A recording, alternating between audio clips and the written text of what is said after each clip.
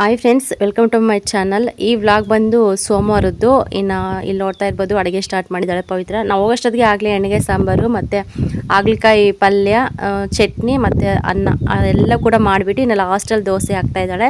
ಅದೆಲ್ಲ ಮಾಡಿಟ್ರೆ ಮತ್ತು ದೋಸೆ ಹಾಕ್ದಂಗೆಲ್ಲ ತಿನ್ನೋರು ಬಿಸಿ ಬಿಸಿ ದೋಸೆ ತಿಂತಾರೆ ಅಂತ ಹೇಳ್ಬಿಟ್ಟು, ಇನ್ನು ನಮ್ಮ ಮನೇಲಿ ಯಾರಾದರೂ ಗಂಡು ಮಕ್ಕಳಾಗಲಿ ಹೆಣ್ಮಕ್ಳಾಗಲಿ ಕೆಲ್ಸಕ್ಕೆ ಹೋಗದೇ ಇರಲಿ, ಏನಿಲ್ಲ ಅಂದ್ರೂ 9 ಗಂಟೆ ಒಳಗೇ ಅಡುಗೆ ಆಗಿರಬೇಕು. ಒಂದು 8:30 ಒಳಗೇ ಕಂಪಲ್ಸರಿ ಅಡುಗೆ ಆಗೇ ಇರಬೇಕು, ಇಲ್ಲಾಂದರೆ ತುಂಬ ಕಷ್ಟ.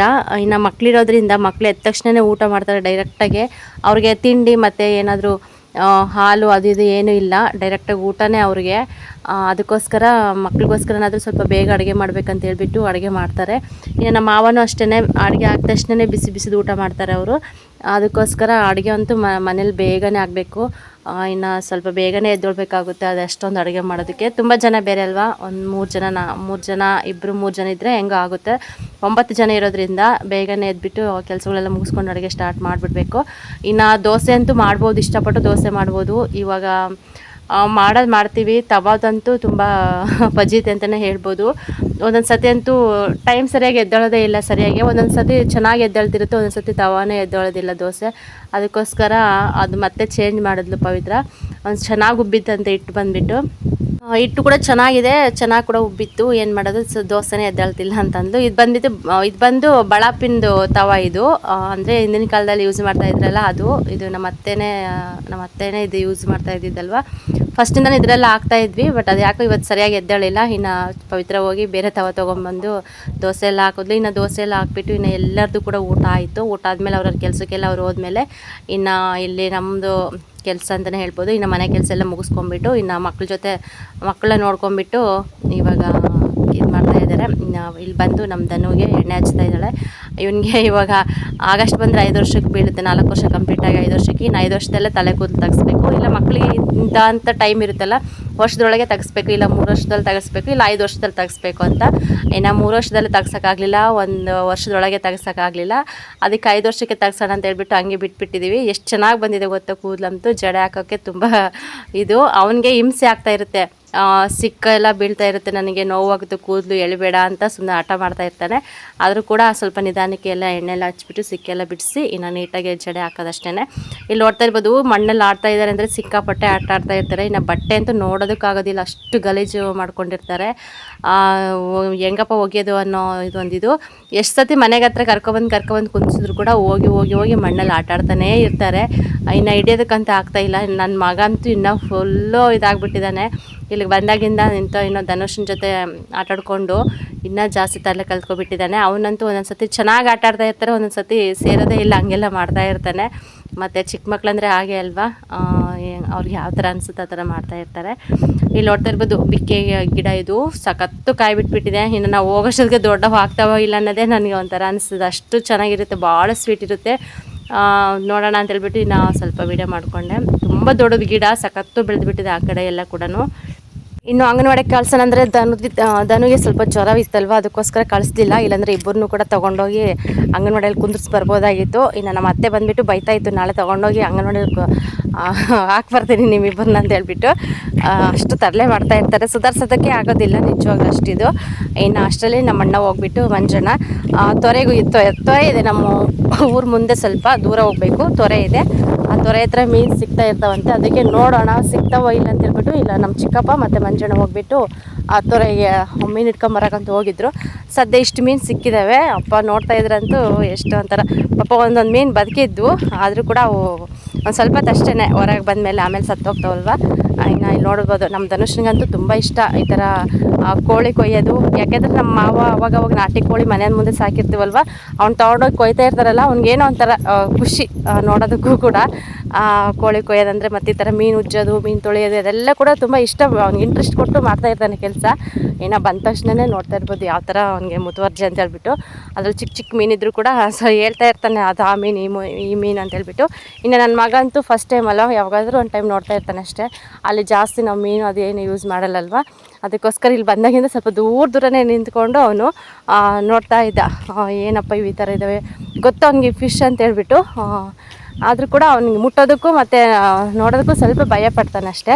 ಅದು ಬಿಟ್ಟರೆ ಇನ್ನು ಸುಮ್ಮನೆ ದೂರದಿಂದನೇ ಸ್ವಲ್ಪ ನೋಡಿಬಿಟ್ಟು ಖುಷಿ ಪಡ್ತಾನೆ. ಇನ್ನು ನಮ್ಮ ಅಣ್ಣ ಎಲ್ಲ ಸ್ವಲ್ಪ ತೊಳೆಯೋದಕ್ಕೆ ಸ್ಟಾರ್ಟ್ ಮಾಡಿದ್ರು. ಈ ಮೀನೆಲ್ಲ ಉಜ್ಜಿ ತೊಳೆಯೋಷ್ಟೊತ್ತಿಗೆ ನಿಜವಾಗ ಸಾಕಾಗುತ್ತಪ್ಪ, ಅಷ್ಟು ಇದಿರುತ್ತೆ ಇದರಲ್ಲಿ. ತಿನ್ನೋದು ಈಸಿ, ಅದು ತಿನ್ನೋದು ಕಷ್ಟನೇ. ಅಂದರೆ ಸ್ವಲ್ಪ ದೊಡ್ಡ ದೊಡ್ಡ ಮೀನಾದರೆ ಸ್ವಲ್ಪ ಬೇಗ ತಿನ್ಬೋದು, ಸ್ವಲ್ಪ ಚಿಕ್ಕ ಮೀನಾದ್ರಂತೂ ಇನ್ನು ಗೊತ್ತಲ್ಲ ಮುಳ್ಳಿನ ಪ್ರಭಾವ, ತಿನ್ನೋದಕ್ಕಾಗೋದಿಲ್ಲ. ಸ್ವಲ್ಪ ಲೇಟ್ ಇಡ್ಸುತ್ತೆ ಟೈಮ್ ಬಂದುಬಿಟ್ಟು.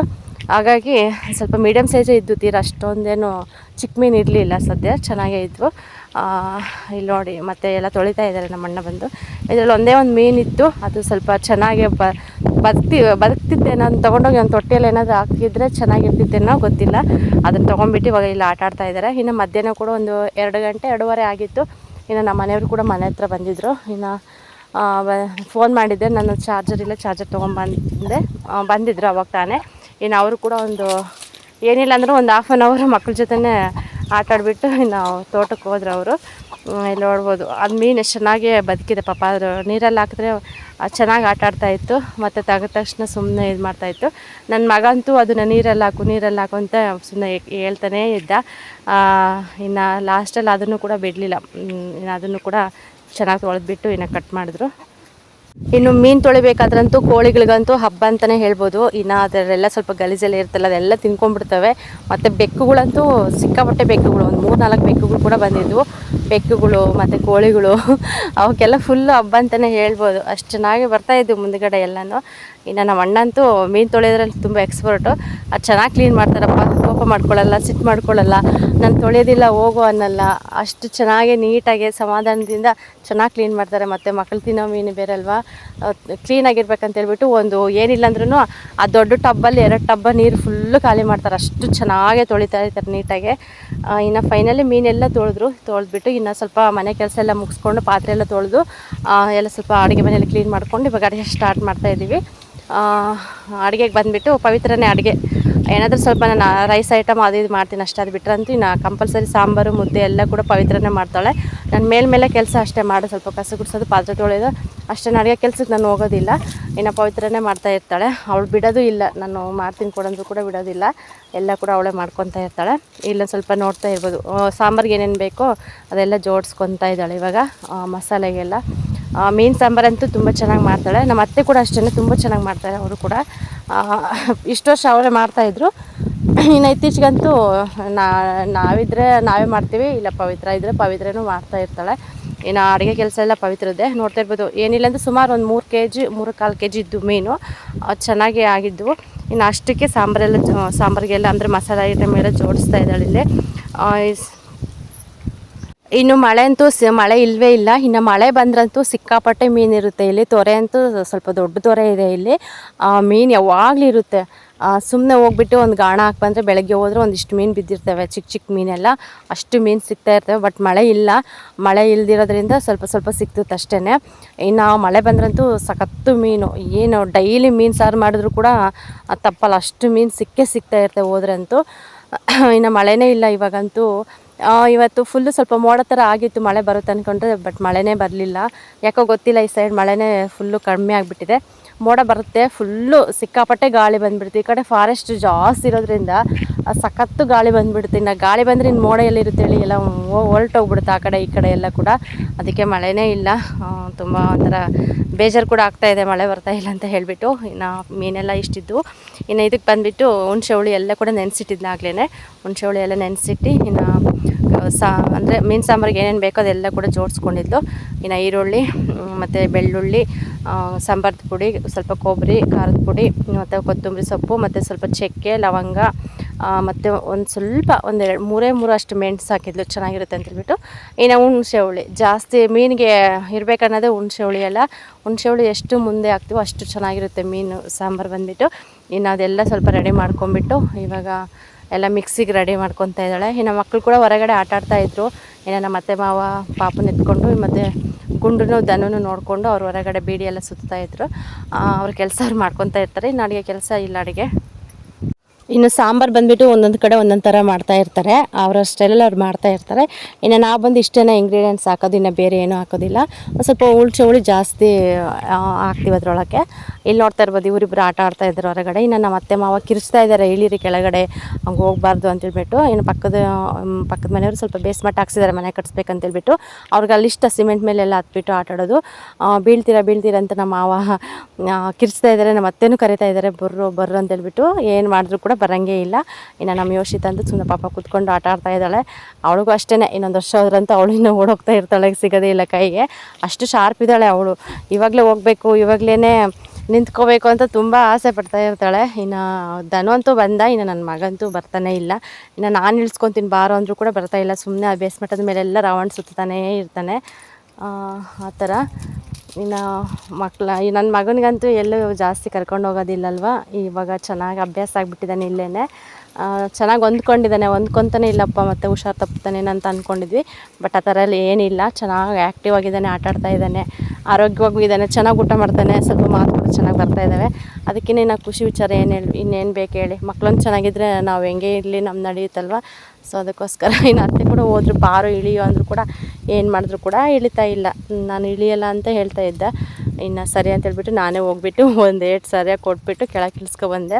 ಹಂಗೇನೆ ಹೇಳೋದಕ್ಕಾಗೋದಿಲ್ಲ, ಇಲ್ಲಿ ನಾಯಿಗಳಂತೂ ಸಿಕ್ಕಾಪಟ್ಟೆ ನಾಯಿಗಳಿದ್ದಾವೆ. ಸ್ವಲ್ಪ ನಾಯಿಗಳದ್ದೇ ಭಯ, ಇನ್ನು ಓಡಾಡ್ತಾ ಇರ್ತವೆ, ಸಡನ್ನಾಗಿ ಹೇಳೋದಕ್ಕಾಗೋದಿಲ್ಲ ಯಾವ ಟೈಮಲ್ಲಿ ಏನಂತೇಳ್ಬಿಟ್ಟು.